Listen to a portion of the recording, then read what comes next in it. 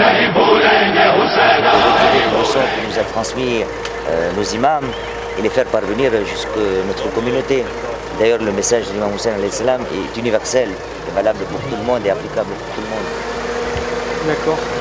Donc vous êtes là pour combien de temps à La Réunion? Je suis là pour une dizaine de jours. Et ensuite, vous repartez Je repars à Paris. À Paris. Quelle est la situation alors de la communauté chiite ici à La Réunion? Est-ce qu'il y a suffisamment de lieux de culte par exemple pour... À mon avis, oui. Parce qu'il y a 4 mosquées. Oui, il y a 4 mosquées. Dans chaque ville, il y a un lieu de culte. Et je crois que le nombre est adéquat. Il va avec, selon le besoin, on va dire.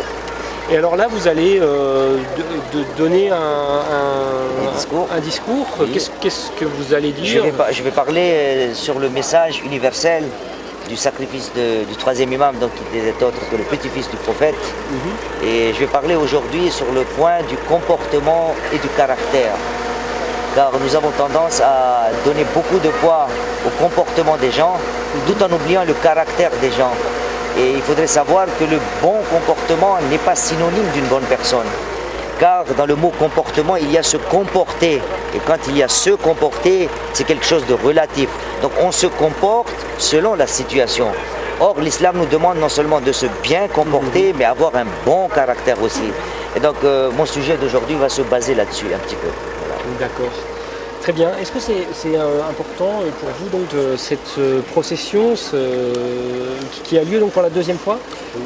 Oui, c'est très important. Pourquoi avoir décidé de faire sur l'espace public pour montrer justement l'existence de la communauté? Non, je crois que pas seulement pour montrer l'existence de la communauté, puisque le message qu'on véhicule, et je vous l'ai dit, ça transcende au-delà de la confession chiite. Et dans la mesure, en ces temps modernes, nous avons besoin, en ces temps actuels, que ces messages de paix, de partage, de fraternité, de tolérance et de solidarité soient davantage consolidés, nous estimons qu'il est de notre devoir de véhiculer ce message, et ce avec beaucoup de ferveur.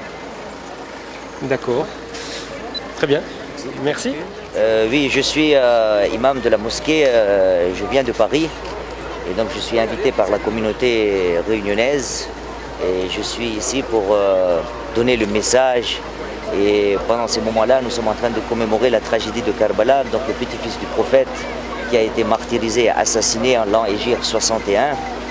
Et donc, par le biais de ce sacrifice, le petit-fils du prophète a voulu donner un message universel, un message de paix, de solidarité, de justice, de partage, de fraternité, et ainsi de suite, que les bonnes choses, on va dire les vertus humaines.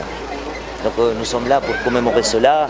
Et aujourd'hui, nous avons organisé une procession, une manifestation, pas pour montrer aux gens que nous existons. Non, nous estimons que c'est un message qui est universel et applicable à tous les humains, à chacun d'entre nous. Alors en quoi le martyre d'Hussein est universel, justement? Oui, donc le martyre de Al-Hussein alayhi salam qui s'est passé à Karbala est universel, car les idées et les positions que l'imam Hussein alayhi salam a pris pendant cette tragédie-là, et à chaque étape de tragédie ou à chaque étape de sacrifice, l'imam Hussein alayhi salam à Karbala a donné des sermons. Et par le biais de ces sermons, nous nous rendons compte que ces sacrifices n'ont été donnés que pour l'humanité. Et en guise de preuve, nous savons qu'avant que l'imam Hussein alayhi salam sorte de sa ville natale, c'est-à-dire Médine, il a laissé un testament à son frère qui s'appelait Muhammad Hanafiya. Et dedans, il a stipulé très clairement que je ne sors ou je ne laisse pas ma ville natale par soif de pouvoir, je ne sors pas pour semer la corruption, je ne sors pas pour être applaudi par les gens. Mon seul et unique but, c'est al-islah fi ummati jaddi. C'est-à-dire je voudrais réformer la communauté de mon grand-père, donc Muhammad sallallahu alayhi wa sallam. Et tout juste après, il dit Uridu an a'mura bil ma'ruf wa anha 'anil munkar.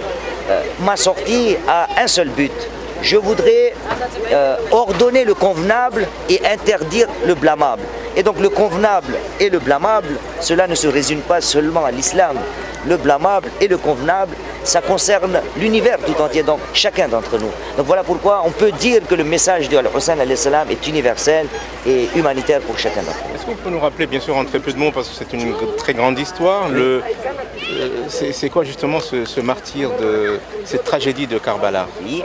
Et donc l'histoire nous relate qu'un certain dénommé Yazid, fils de Muawiyah, qui s'était autoproclamé calife des musulmans, a voulu demander allégeance au petit-fils du prophète. Et le petit-fils du prophète a dit une seule phrase. Il a dit « Mithli la yubay'u mithlak ». Quelqu'un comme moi ne peut pas prêter allégeance à quelqu'un comme toi. Car Yazid, dans l'histoire, représentait la partie fausse, on va dire. Et Al-Hussein al-Islam représentait la partie de la vérité.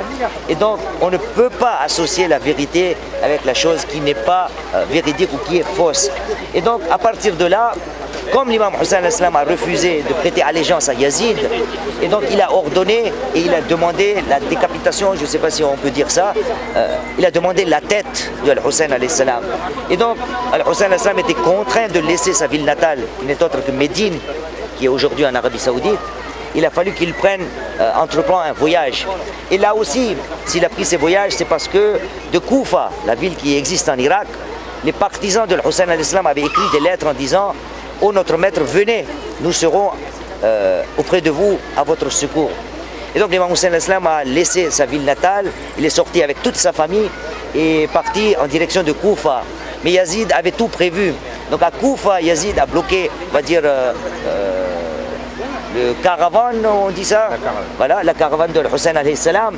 Il a fait bifurquer sur Karbala et c'est là que s'est passée cette tragédie de Karbala, là où il y a eu des duels et c'est là que l'imam Hussein alayhi salam nous a prouvé ô combien il voulait véhiculer toutes les idées que son grand-père Muhammad sallallahu alayhi wa sallam avait dit auparavant.